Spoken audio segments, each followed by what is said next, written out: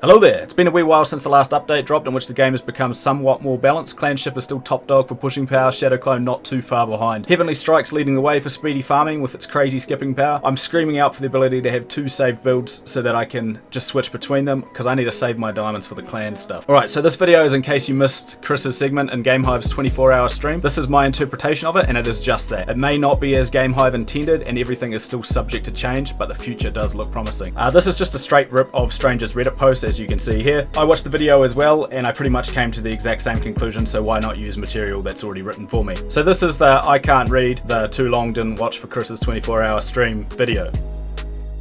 Excellent. Alright, so we'll crack straight into it. New Titan, Snap, as you can see over there.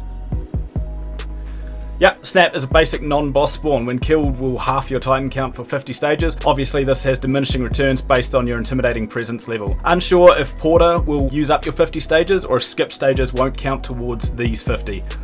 Remains to be seen. Base spawn of 0.5% and the artifact at max stage will be 4%. Think Porter and Boots of Hermes.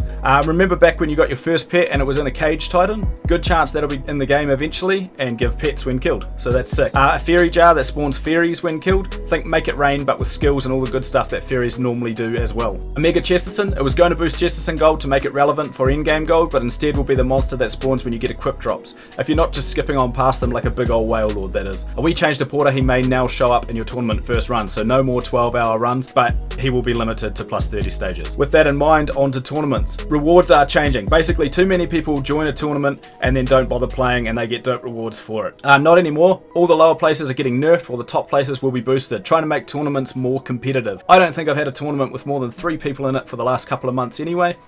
So it works for me. Locking your clan bonus when you join, so no more joining with a low level clan then jumping into the Reddit clan and destroying everyone. RIP clan jumpers.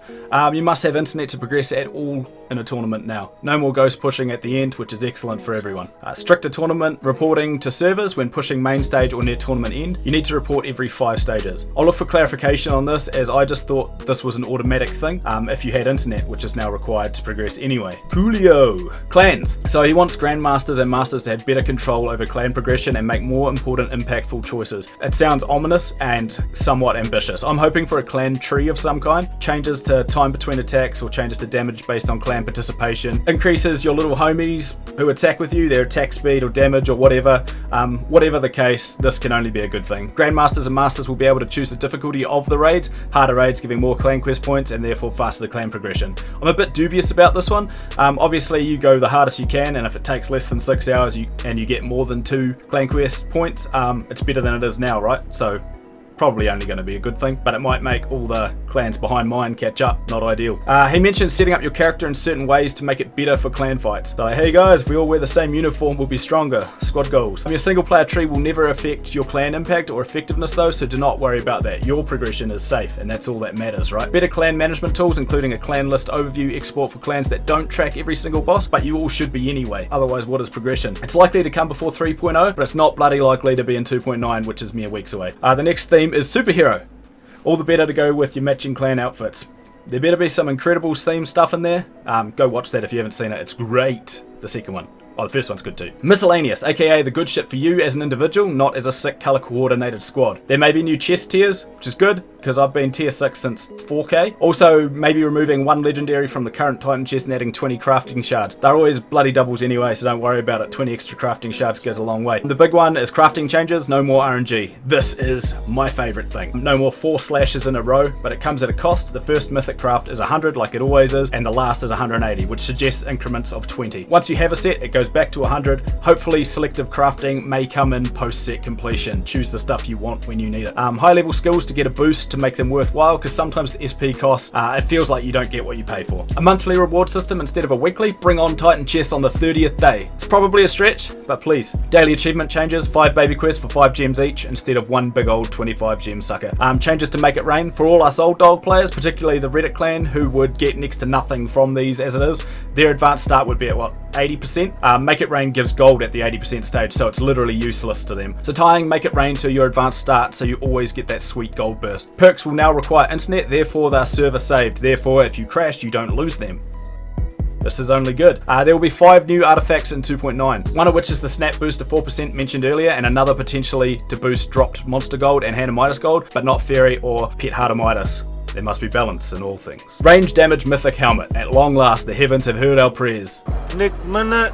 Sword damage boost again. So apparently the sound is bad. I play muted, so I wouldn't know. You can't stealthily play at work with the sound blaring. Maybe fixes coming to it anyway. You can't stealthily play while you're recording a video either. The ability to have 1 coin instead of buttloads of coins. It won't help battery at all, but it will allow you to look at your swordmaster without the constant golden shower. Skill points back in the shop. Can't be done at the moment as it breaks the shop, but they want it. So that's good for us. Buy the packet load rather than in singles, and also they'll offer freebies sometimes. And no one wants to say no to free SP. Better clan chat is here. It's called Discord. Really, implementing a clan chat is way too resource intensive, and why bother when it exists already? And we all use it.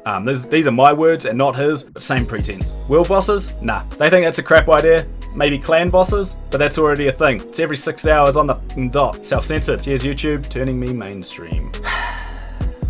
Maybe the ability is a one-off to change country and flag. Please, please, please, please, before you do this, add the New Zealand flag. We are not Australia and it hurts us not being represented. If Antigua and bloody Barbuda can be represented, so can we. Maybe using tournament points for a passive skip on Shadow Clone. This is the biggest bloody maybe on the list though. His face said no, but his words said maybe at best. Maybe new pets in the future, but only after a pet overhaul, as they dislike how choosing your pet means nothing after level 100. You and me both. I can't stand it. Also, can I choose my pet for my profile picture, please? Because it clashes with my outfit. I'm not a fan. Client notifications for tournament start and also for when Silent March ends because your damage is 2 poos. It should help for all you inactives out there who come back on and you're like, why haven't I progressed? You thought 2.8 was the pet patch, yeah? Well, it looks like 2.9 might be, with boost to pet skip and also pet damage on the way. Better screen transitions coming and improved loading. Undisputed avatars to have 5 tiers now instead of 2 in patch 2.9. Hopefully not backdated, because I actually want to earn them and feel like I'm progressing through them rather than just have them all backdated to me because I win all the time. Chris will try to find time to look into VIP tiers, maybe 2.10 or 2.11. Or maybe never.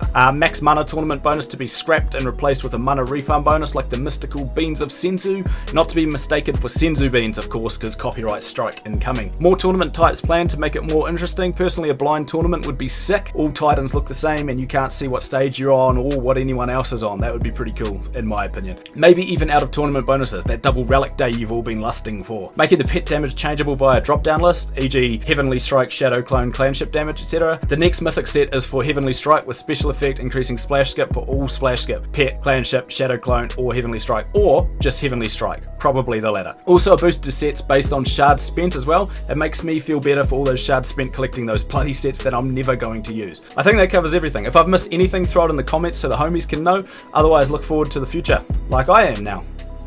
Adios.